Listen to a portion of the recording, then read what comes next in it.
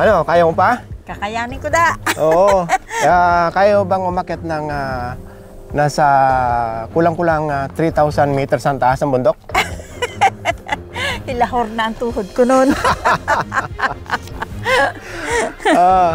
Ipakita natin na kayang-kaya pa natin umakyat sa Mount Apo. Super taas na nun. Oo. At yan ang pinaka-interesting. Malakas ang tubig sa tuktok ng bundok.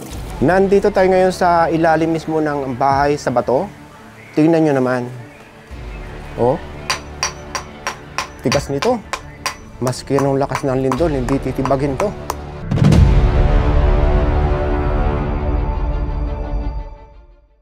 Magandang umaga sa inyong lahat! Good morning po! Nandito tayo ngayon sa tuktok ng Mala Mansion na nakatayo sa ibabaw ng bato. Ayan o, kita nyo naman ang view. Grabe sa view. 360 degrees. Kung halimbawang mahilig kayo sa sightseeing, ito, dito kayo pumunta. Pero bago tayo mag-ikot dito sa Mala Mansyong bahay, ay i-guide namin muna kayo kung paano pumunta dito. Mag-uumpisa tayo doon sa may Batangas flyover at dadaan tayo ng Pinamukan Bypass Road. Okay? Tara na! Let's go!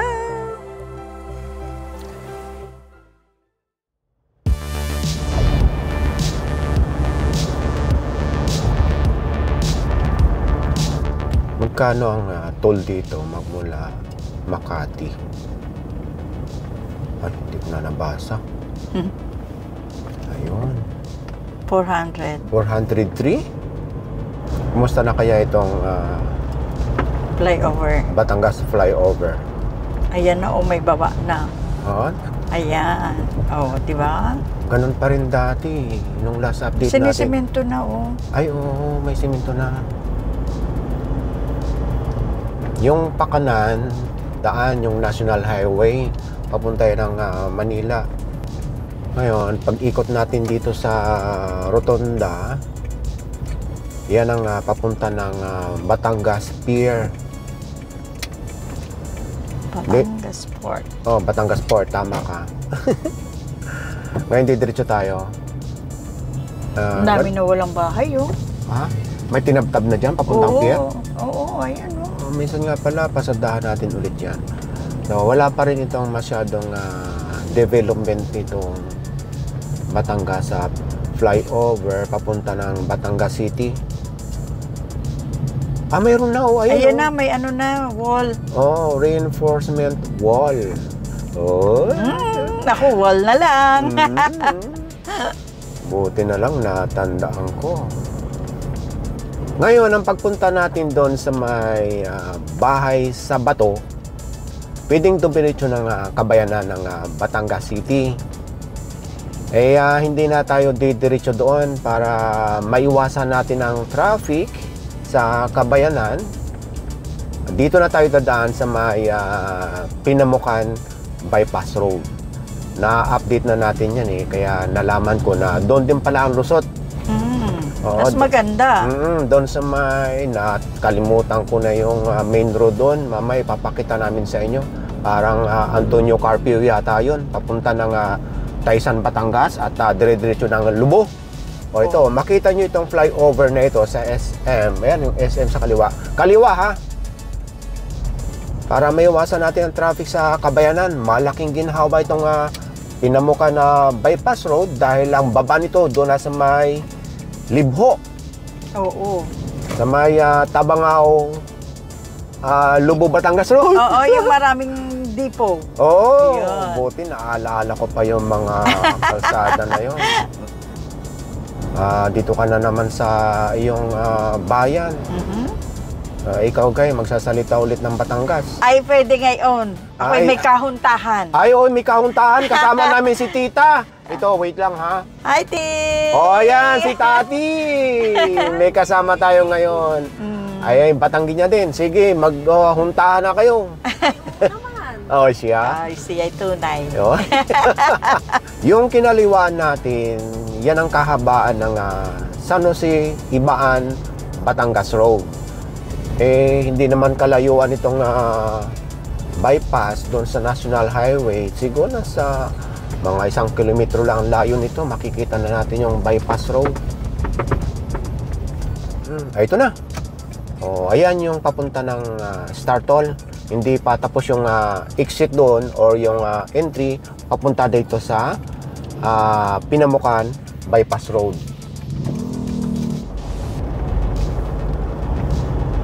Nung nakaraang update natin dito, may mga portion na wasak na yung daan or sira na. Dahil malalaki yung mga truck na dumadaan dito. Naalala ko nun dito, marami nagpa-practice driving. Tama ka. Baka isa na ito. Baka isa na to. Ang bagal. Oo. Nakuna ng drone noon eh. Doon sa may tulay. Ilalagay ko yung link nung huling update natin dito sa Bypass Road dahil umabot tayo hanggang doon sa may dulo. Ginalugad natin yun. Oo. Maghapon talaga yun. Maghapon kami dito. Ganda, no? May coffee shop na dito. Oo. Ngayon, yan ang padiretso ng Pinamukan. Bababa na dito sa may Lobo, Tabangaw, Bypass Road. Ito na! Ito na. Yan ang padiretso ha. Sandali lang ha. Pull over muna tayo. Yan, full stop. So, yan ang padiretso ng Barangay Libho. At didiretso na yan sa may kahabaan ng Lobo, Tabangaw Road. Ito naman yung naiwasan natin. Yung kabayanan ng Batangas City. Di ba ang dali lang? Bilis. Ang bilis. Ito naman yung tawag dito, papunta ng Taysan, Batangas. Ayan. Papunta na rin ng Lobo. Tama ko.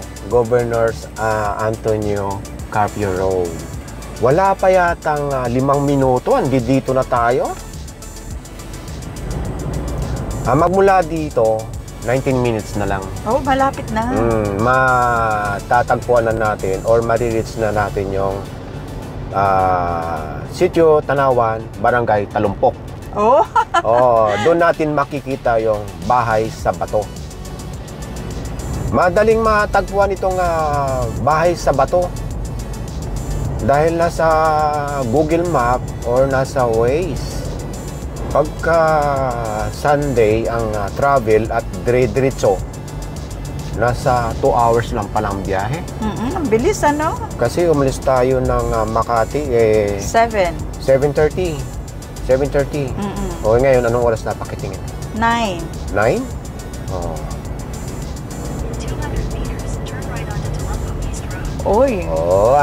Alam ni Siri. Talumpok Road nga daw ang sabi. 200 meters. Ito na. Ito, yun, no? Yan. To Mount Banoy. Oo, dinadayo din itong Mount Banoy. Makikita natin mamaya yan. Parang walang mga tinda-tinda linggo ngayon. No? Malamang, ngayong linggo eh. Hindi, kumbaga yun yung market day. Yung mga kalakal. Ay, baka naman mga tinda-tindahan lang naman ito. 3 kilometers pa. Pag mula dito, 3 kilometers pa ha. Ayan pumunta sila sa bundok. Galing na yan doon. Yung mga bikers dito sa may malamang doon yan galing sa bahay sa bato. Baka galing sila ng Mount Banoy. Hindi ko lang alam kung Mount Banoy o Mount Banoy. Ayan sa taas. Ayun, yan ang Mount Banoy. Barangay Talumpok East. Di ba? Kasi ang interesting dito sa pupuntahan natin na bahay sa bato. Ano ba ito? Salubungan? O masikip? Atras tayo. Di ba may kasabihan na libre mangarap? Naman, walang kabayad-bayad, pangarap. Ito ay natupad na pangarap. Wow, yun ang pinakadapit. Malamang aalamin natin pagdating doon. Hindi lang basta pangarap, mataas na pangarap. Ay, kung mga ngarapan na rin lang, siyempre, highest level mo na yan. O tama ka, highest level. O, nasa tuktok ng bundok at nakapatong pa daw sa bato. Ha? Nakapatong sa bato yung bahay. Ay, paano ka makaka-build nun? Ayun, tanong. Ayun, interesting doon. Oh my Kaya nga tinawag na bahay sa bato eh. Akala ko naman, porket bahay na bato yan, yung mga semento, di ba? O mga ordinaryong bahay na bato. Walang idea kasi si Sweetie kung ano yung pupuntahan namin. Ay malalaman mo mamaya, yun ang pinaka-exciting doon. Kaya maganda ka na sa lakaran or akyatan. Okay. May sapat, may rubber shoes naman. Sandali, may checkpoint. May checkpoint. Nawa. Ano yan? Tanggal po ng helmet para sa inspection sa motor. Magandang umaga, officer. Sa bahay sa bato, tama ba ang daan namin? Tama po, pero magre-register po muna. So yun mga kabayan, merong environmental fee, 20 pesos per head para sa pagmimintin nitong barangay Talumpok, at yung Mount Badoy ay nasasakupan ng barangay Talumpok.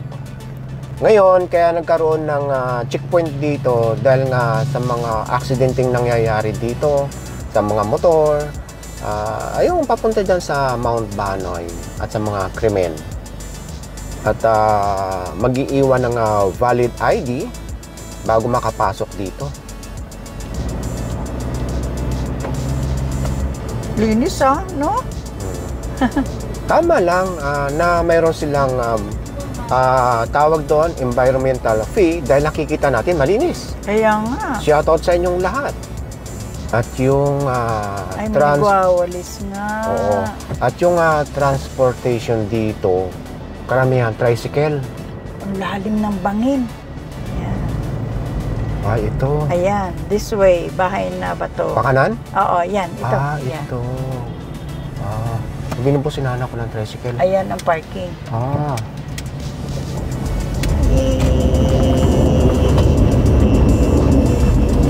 Yan. Graba. May nauna na sa atin. Pakita ko lang sa inyo yung parking area. Akit lang dito. At pinapalaki itong parking area para sa future ng mga turista. At malamang talagang dadayuhin itong bahay sa bato. Ano lang naman ito eh. Mga nasa 2 to 3 minutes yung akyatin. Presko yung yung simoy ng hangin. Kita na natin yung bahay sa bato. Tama, mga 3 minutes lang yung lakad at hindi masyadong matarik yung akyatin. Kita nyo nga naman, Mala Mansion sa tuktok ng bundok. Ano, kaya mo pa? Kakayanin ko da. Oo. Kaya bang umakyat ng nasa kulang-kulang 3,000 meters ang taas ng bundok? Hilahor na ang tuhod ko noon. Ipakita natin na kayang-kaya pa natin umakyat sa Mount Apo. Super taas na nun. Oo. So ito na. Ini-imagine lang natin umakyat tayo sa Mount Apo. Dahil yun ang susunod na aakyatin natin. Kaya mo? Hindi. Oh, wow. Ang ganda. Oo. Lakas ng tubig ko, ang init. May hugasan. At yan ang pinaka-interesting. Malakas ang tubig sa tuktok ng bundok. Hello. Morning po. Good morning. Good morning po. Oh, ganda ng uniform ninyo Sir, taga-saan po? Makati. Nandito tayo ngayon sa ilalim mismo ng bahay sa bato. Tingnan nyo naman. Oh. Tigas nito. Hindi natin alam kung talagang tunay na bato ito or adobe. At yung mga foundation, ayan. Nakatabi mismo. Ito pa oh. Halika, puntahan natin. Oh, ito. Maski nung lakas ng lindol, hindi titibagin to. Oh, ang laki nito. Ito yung kadugtong ng bato na tinatamaan ng drone ngayon. Ayan. Halika, akyat tayo sa taas. At itong bahay, mayroong 3rd floor. Andun na si Sweetie sa taas.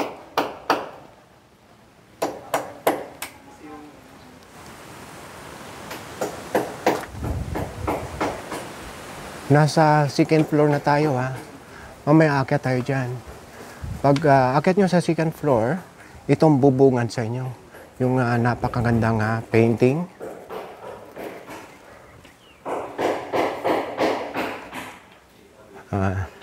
Tingnan nyo naman ang view. Hinapo ko pag-akyat. Yan ang Batangas Bay. Makikita natin niya sa rooftop mamaya. Kung ano yung mga bundok na yan. Hindi pa tayo nag-uumpisa mag-ikot at hindi pa natin nakikita si Sir Nick kung saan yun ang may-ari. Ay ito, marami na tayong kasama sa galaan na pupunta rito. Good morning po. Mga taga saan po? Taga Kumintang po, Kumintang Ibaba. Kumintang Ibaba. Dito lang din yun. Oh. Rita Karsada. Oh, sige. Shoutout sa inyong Ingat lahat. po. At saan ang diretso ngayon? Hindi ba kayo akit sa Mount Banoy? Gagaling lang po sa taas. Galing na sila. Sandali. Kagagaling nyo lang sa taas. Pwede bang umakyat ang four-wheel na sasakyan doon? Pwede po, may umakyat pong 4 wheels. Okay, abangan nyo mga kabayan. Sa susunod dito, aakyat tayo doon. Okay, sige. Bye-bye. Thank you. Ingat. So yun mga kabayan, at napakaswerte natin ngayong araw. Dahil ito, na-meet natin at naabot na natin yung may-ari itong bahay sa bato na si Sir Nick Heraldo. Actually, hindi ko pinangarap to. Ni minsan, hindi sumagi sa isip ko na pangarapin yung ganitong bahay. Simpleng pangarap lang din naman. Siguro, ang naging, naging susi lang nito, para sa akin lang to naman. Siguro, lagi ka lang tumawag sa Diyos, yun ang number one. Gumawa ka lang ng mabuti sa kapwa mo. Kung ano mo naging pangarap mo, kahit maliit yan, bibigay sa'yo ng Diyos ng higit pa.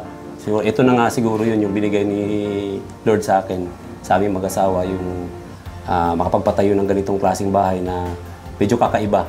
Yung yung nabili ko yung property noong October 2021, tapos yung same na taon din, December, doon na nag-start yung construction ng bahay. Yun, isa't kalahating taon din bago natapos. Pwede nyo mabisita to. Actually, inano naman to, na-open ko nga to, gaya ng nabanggit ko, nung last year pa, nung Holy Week. So, pwede mo siyang puntahan every Saturday and Sunday lang kasi hindi naman siya intended talaga for business. Every Saturdays and Sundays, and from 7 a.m. to 5 p.m. lang. So, wala tayong sinisingil dito na entrance fee. Libre lang. So, pumasyal kayo kung gusto nyo mag-bonding dito ng pamilya. Punta lang kayo dito. Welcome kayong lahat.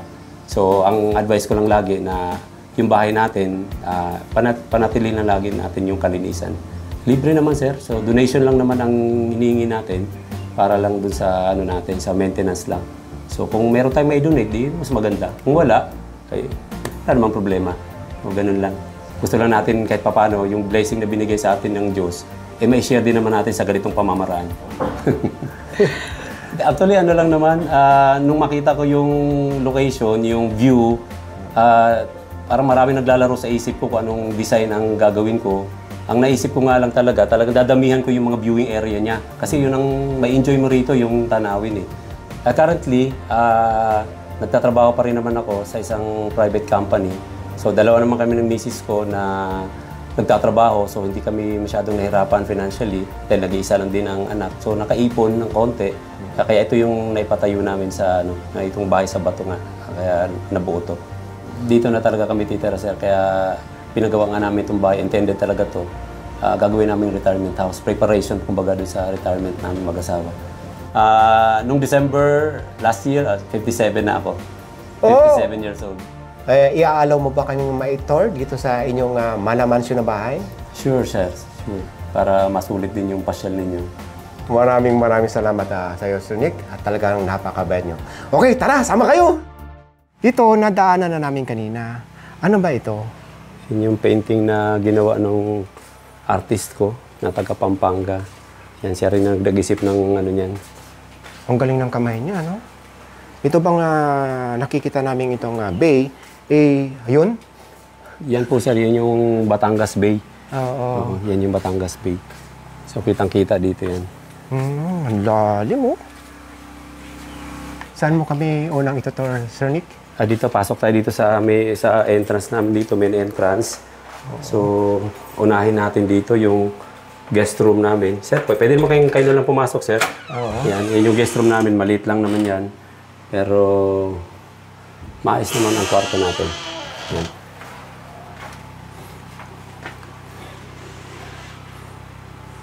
Sa susunod na pasyal namin, pwede ba kaming mamasyal dito as a guest? Sure. So, sige. Napunta na natin yung guest room. Isunod na lang natin yung aming master's bedroom. Ito? Yung sa aming mag-asawa. Talaga, ipapakita niyo pa rin talaga yung inyong I-tour na natin master. para masulit naman yung pasyal ninyo. Oo. Ayan. Kaya maraming salamat sa iyo, ha?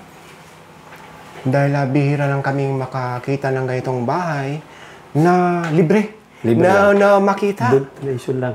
Sige, pasukin niyo, sir, yung ano namin, yung CR namin, yung maliit na CR. Yun, may, kung makita mo dyan, may ano rin. Water heater. Totoo nga itong salamin na ito. Totoo, alam mo kung bakit?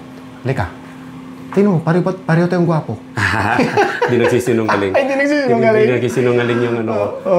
Yan. May water heater dyan kasi nga yung sinasabi ko lagi na pag panahon ng taglamig, ang hirap maligo pag walang heater. Oo, itong glass fixture ninyo, ang lambot itulak, oh. Ayan. Okay, sige. So, ito yung... Social yung ilaw, oh.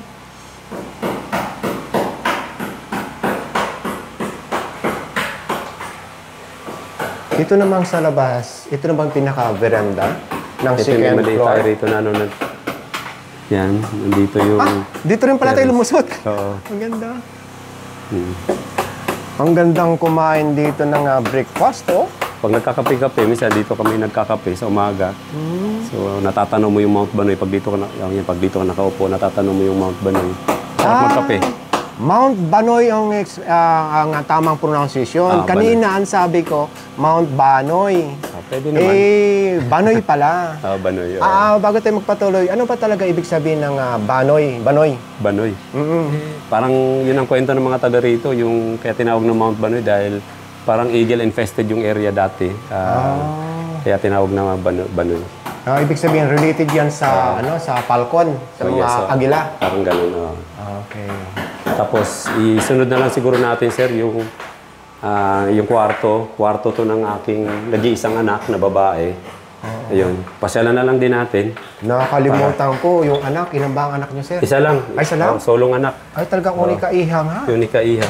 Unika iha. Ilang taon na siya? 25. 25. So, yun. Yung nga, lagi ko nababanggit dahil yung aming dalaga mahilig sa pusa. Kaya nagpagawa ko ng painting na pusa din, yung headboard niya. Okay. Yun. So, Tapos dito sa dito sa kwarto niya, meron din siyang sariling terrace. So pag pinasela natin dito, yan yung terrace niya. Yan, maganda rin yung mga tanawin makikita mo dito. ang ganda dito. Nakaka-relax ka rin dito. Nasa second floor pa lang tayo, no? Second floor pa lang. Tanaw na tanaw mo rin dito yung mga magagandang tanawin dito sa sa Batangas. Yan ang natatanaw nating bundok. Yan yata ang Mount Makiling, ano? Yes po, opo. Tapos yun, alam ko yun, ano na yun eh. Mount Makulot at sakop ng Cuenca, Batangas. Tama po, sir. Tapos kung makikita mo rin, sir, makikita mo yung parang pabrika ng yan eh, ng semento. Yan yung Fortune Cement nung araw. Fortune Cement, pero ngayon nga nabili na ngayon ni Republic. So Republic Cement na ngayon yan. Okay. Yan. Pasyalan natin yung common na CR dito sa bahay. Ito yung CR niya. Yan. Yan yung common na CR dito. Halimbawa, may mga guests dito lahat. Dyan. Ganda. Ang ganda ng pagka-design nyo ng bahay na ito. Talagang for family talaga. Siguro maganda na rin pasyalan natin yung aming maliit na kitchen. Yan. Misis ko nagluluto pa eh. Oh, itong hinahanap namin, yung palayok. Yung palayok kasi nagluluto siya Oo, ng kasi nakabili kami ng palayok doon sa San Juan, Batangas. Oo. Marami. Pagdating namin sa bahay, halos sa kalahati yung butas. Paksiw yan, paksiw. Oo, ang bango nga, oh. Mabango. Nagugutom Tapos, na ako. dito, sir, makikita nyo yung tinatanong lagi kung ang tubig ba rito, kumusta. So, ang tubig dito, malakas ang tubig. Ayun. Yan. Malakas ang tubig dito, nagaling pa sa kabundukan din ng talumpok din. Ibig sabihin, nag-install kayo ng source ng water papunta dito. Yes, Oh, nag-layout ng mga tubo papunta dito. Ang galing nyo naman. Yung sa taas naman, sa second level na viewing deck. Sige. Yes, sir. Akit tayo dito, sir. Okay. Yan. Medyo matarik lang. Okay lang. Sanay Kasi- na kami sa tarik dahil sa bundok. Yung space kasi ang inaano natin dito eh. Kino-consider. Ngayon, okay, dito tayo sa second level na viewing deck. May maliit na space dito. Ginawa nating maliit na kwarto. Sayang eh. Yan. Oo nga naman. Tapos may ano din siya ng CR. May sarili CR. Oo. Kompleto nga. Tapos mayroon ding bintana na tanaw yung May bintana siya. Matatanaw mo rin yan yung Batangas Bay. Batangas Bay. Oo. Tapos ito na yung ano natin. Pinaka-entertainment area natin. Reception area. Hindi ko lang naikabit pa yung TV ko. Pero dito yung nakakabit yung TV set ko. Para doon sa pag nagbe-video, okay ka. Yan. May laser pa nga ako nilagay. Oh. May laser pa. Ay, malamang pagbalik namin, kompleto na yan, ano? May TV naman dyan, kaya lang di ko lang kinabit. So, itong mga preparation dito sa receiving area o reception area para talaga sa mga inyong bisita. Sa mga guest, pwede nilang dito sila magpahinga muna sa mga bumibisita rito. Tapos sir, i-ano na lang din natin dito sa second floor, second level na viewing deck. Pasyalan na rin natin dito yung CR na pinapagamit din natin sa mga namamasyal dito. Sige. Ayan. Pwede nilang gamitin to. Buksan natin ang ilaw. Yan, maliit lang siya pero ano naman yan, kumpleto yan. May sabon, may tissue, kumpleto yan. Pwede nilang gamitin yan sa mga namamasyal dito. Bago tayo pumasok dito sa CR, may napansin ako isang painting dito. Ito oh. Ito ba yung bahay mo? Ayan oh. Ayan siya oh. Yan naman yung ano, yung painting na yan, yun yung ginawa ng aking artist na si Dan Manalili. Oo. Yan yung request ko talaga sa kanya yan na ang painting na ilagay niya dyan, yung bahay. Para may ano naman. Kung saan, nandito tayo. Oo, nandyan tayo. Tapos makikita mo rin dyan pag nandyan ka sa baba kasi yun ang makikita mong ano eh. Tawag ito, yung itsura ng bahay. So,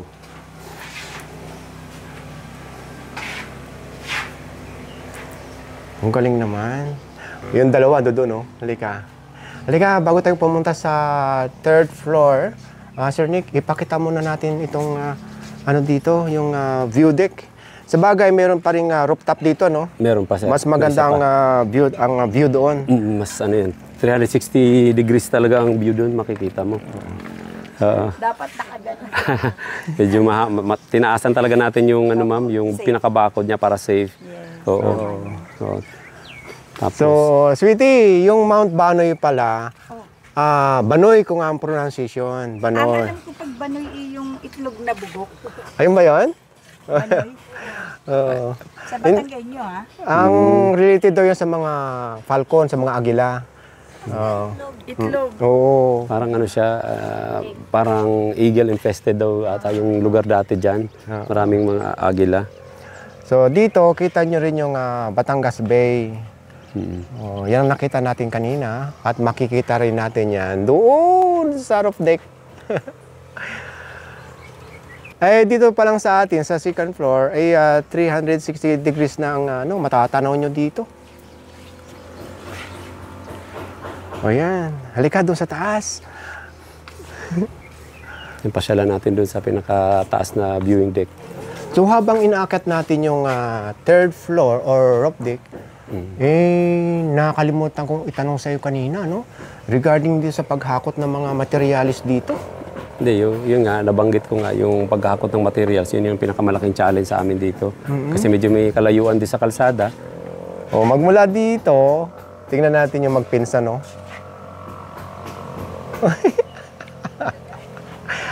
Mas maganda siguro dito sa gabi. Ano, may ilaw, oh. Sobra, sir. Maganda dito sa gabi. Mas mag-enjoy ka talaga. Oo. Yung daan ba papasok dito, may mga ilaw? Ito yun, sir. Ito yung mga ilaw na nilalagay ko. Dito ko lang sinacharge. Pagka sa gabi, may mga sabitan yan doon. Nilalagay ko yan doon sa mga daanan. Pagpasok, ano? Oo, para may ilaw. Oh, sige, akyat tayo dito sa may spiral. Mauna na ako. Ay, una ka na, sir. Akyat na tayo dito sige, sa spiral. Ito yung tangke ng tubig. Yan yung pinagawa ko na lang din na pinapinturahan ko na lang din para medyo mas magandang tingnan yung tangke ng tubig. Mas maganda ang view dito. Yung tanaw na tanaw mo rin yung mga maberdeng kabundukan dito sa Talumpok. Makita mo talaga virgin pa yung ano rito. Oo. Yung lugar. Kasi nandito tayo. Yung iba naman yung shot sa drone. Ang ganda dito.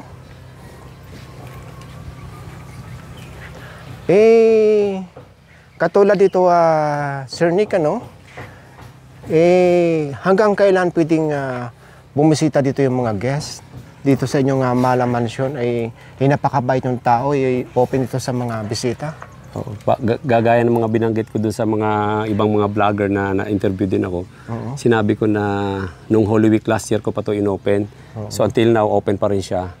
Hanggat hindi pa natin to tinitirhan, kasi bumibisi-bisita lang din naman kami dito, bukas pa rin siya. Hanggat di namin to nililipatan, bukas pa rin siya, open pa rin siya ng libre. So ayun, Sir Nick, pagkalimbawang dito na kayo nakatira, or sinasabi nyo nga kanina, ito ay inyong retirement house, ay hindi na masyadong pwede ito sa mga visitors. Yes, sa public kasi nga, private na, no? Tama po, sir. Possible po yun na baka hanggang doon na lang tayo pwedeng mamasyal pagka kami ay officially dito na kami talaga tumira. So, yun nga, sabi ko nga pwede pa rin pa kayo pumasyal hangga't hindi pa kami nakakalipat dito sa bahay. Okay. Magmula dito sa 3rd floor at nag-i-enjoy pa rin yung magpinsan. Sa oras na 11:30 ng umaga, masarap sa pakiramdam yung simoy ng hangin, ano? Malamig pa rin, sir. Oo, talagang ang binabayaran natin dito yung yung tanawin saka yung lamig ng hangin. Nakalimutan kong tanungin kanina, sir.